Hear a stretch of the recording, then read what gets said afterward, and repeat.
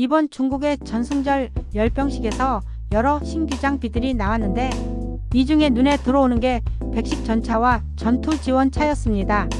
개인적으로 기존과 확실히 달라 보이는 몇 가지에 대해 말해보려 합니다. 먼저 백식 전차와 전투 지원차로 호칭하겠습니다. 전투 지원차의 경우에는 처음엔 보병 전투차라고 생각했고 아직도 그리 생각하지만 대세가 전투 지원차라고 하는 것 같아 전투 지원차라고 영상에선 칭하겠습니다. 여기서 전투 지원차라는 개념이 약간 생소하실 수 있는데 서방에는 없는 개념으로 동구권에서 나온 개념입니다. 과거 아프간전에서 전차보다는 기관포를 난사하는 차량이 제압력이 훨씬 좋지만 호력이 약하다 보니 저런 제압력을 가진 전차급의 방호력을 갖춘 차량이 탄생하였고 통상 BMPT라고 칭했지요. 서방권에서는 저 역할을 전문으로 하기보단 보병 전투차가 수행했습니다. 방호력이 동구권에 비해선 낮기도 하고 이젠 거의 전차급의 체급을 지닌 차량들이 대세가 되기도 하니까요. 일단 두 차량은 동일한 차대를 사용하는 걸로 보입니다. 차량을 보면 차륜의 개수와 형태가 동일한 것도 있지만 비슷한 크기의 차대로 보입니다. 다른 점이라면 전투 지원차의 경우에는 엔진이 앞에 있어야 후방에 보병 탑승 공간이 나오다 보니 보시는 것처럼 엔진룸의 공간 일부가 살짝 튀어나와 있는 게 보입니다. 뭐 이런 특징은 메르카바 전차에서도 보이는 모습이라 크게 문제될 만한 건 아닙니다. 가장 큰 특징은 전기 추진기관을 사용하는 것 같습니다. 여기서 소리를 비교해 보시죠. 먼저 기존 99식 전차입니다.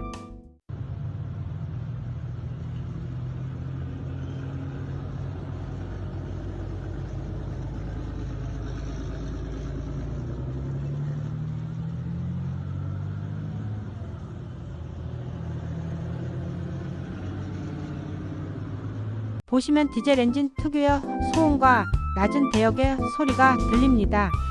디젤 엔진은 가솔린 엔진에 비해 연비가 좋고 구하기 용이하면서 가솔린에 비해 인화성이 낮아 2차 대전기 이후 전차용 엔진으로 많이들 사용되었습니다.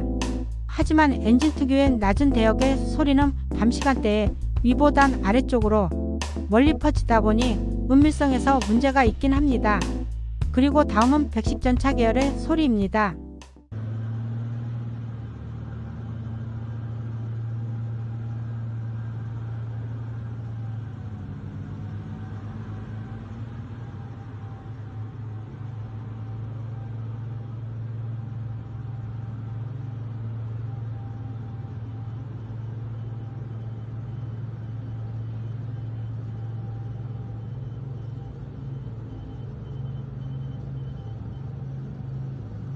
약간 낮게 깔리는 소음이 있지만 대부분 구동간 나오는 소음들 같습니다. 이걸 보면 아무래도 디젤 하이브리드 기관을 채택한 것 같습니다. 소형 디젤 엔진으로는 발전을 주로 하고 실제 구동은 거기서 나온 전기로 전기 모터를 구동하는 방식이지요. 전기 모터로 구동하니 소음이 확실히 적다고 느껴집니다. 그리고 이런 발전 방식은 기존 전차들에 비해 전자 장비들이 많다 보니 거기에 필요한 발전량을 감당하려면 저런 형식이 적합하다고도 생각됩니다. 이런 전기구동 방식은 각국의 차기 전차들이 추구하는 방식이기도 한데 일단 우리나라의 차기 전차인 K3 전차가 저런 디젤 하이브리드 방식을 목표로 하고 있습니다. 그리고 최근 전운들을 적극적으로 반영했다는 점입니다. 이 두 차량은 함께 작전을 할 걸로 보입니다만 중국 지상군의 특성상 기갑부대에 편제되기보다는 그 이하 제대인 기계화 부대나 보병부대를 지원하는 형식이 될 걸로 보입니다. 일단 중국은 미국과 유사한 여단 전투단인 합성여단 체계인데 궤도형 차량들로 구성된 중합성 여단과 차륜형 차량들로 구성된 중합성 여단, 주로 경보병과 경차량들로 구성된 경합성 여단의 형식입니다. 이런 차량들은 기갑부대들보다는 중합성 여단 이하 부대에 편제돼서 직사 화력 지원에 주로 투입될 것 같습니다. 올해 도입이 전면 취소된 미국의 북커처럼요. 먼저 우로전의 전원에 직사 화력의 필요가 있습니다. 상호간 참호처럼 방호된 진지를 구축한 상태에선 포병의 곡사 화력도 중요하지만 공격간 주요화 점을 무력화할 수 있는 직사화력의 필요성이 대두되었습니다.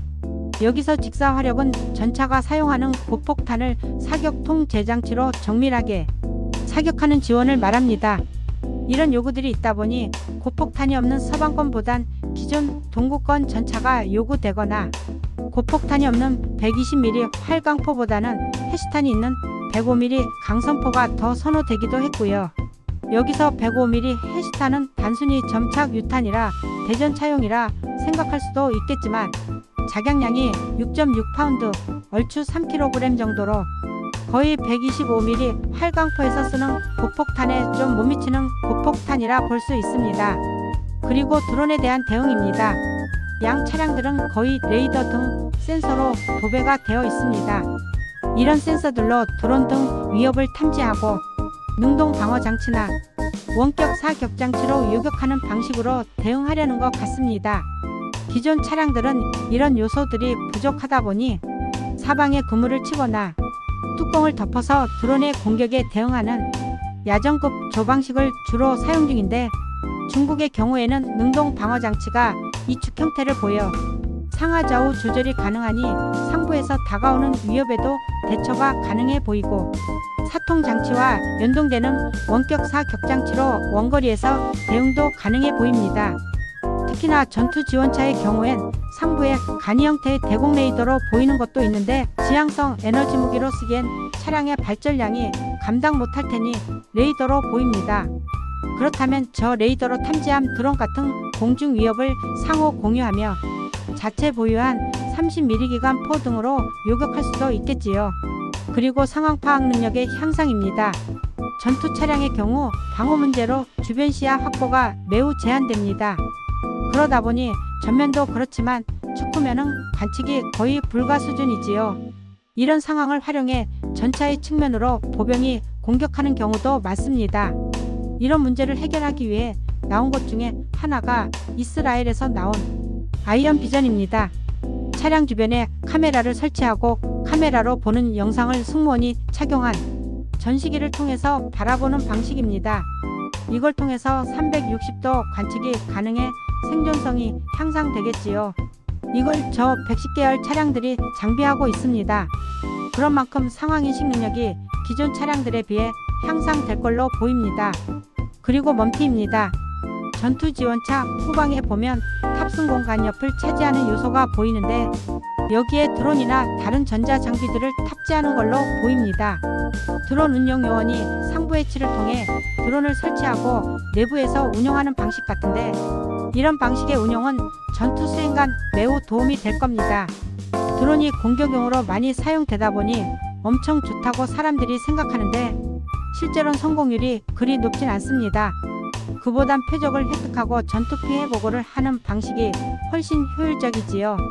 이런 방식으로 사용한다면 전투 지원차의 역할도 하면서 정찰 장갑 차량의 임무도 수행이 가능할 걸로 보입니다. 그냥 보이는 몇 가지만 말해봤습니다. 일단 중국이 보인 저 차량은 기존 체계들보다 윗세대라고 칭해도 될 정도로 발전된 개념의 차량임은 부정하지 못할 겁니다.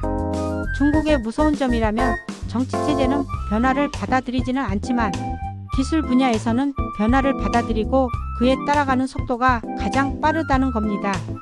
무지성으로 깎아내리는 건 그저 무능한 정신승리일 뿐이지요. 그리고 역사를 보면 변화를 따라가지 못하는 개체들은 멸종하게 되는데 우리도 그리 되지 않을까 하는 걱정이네요.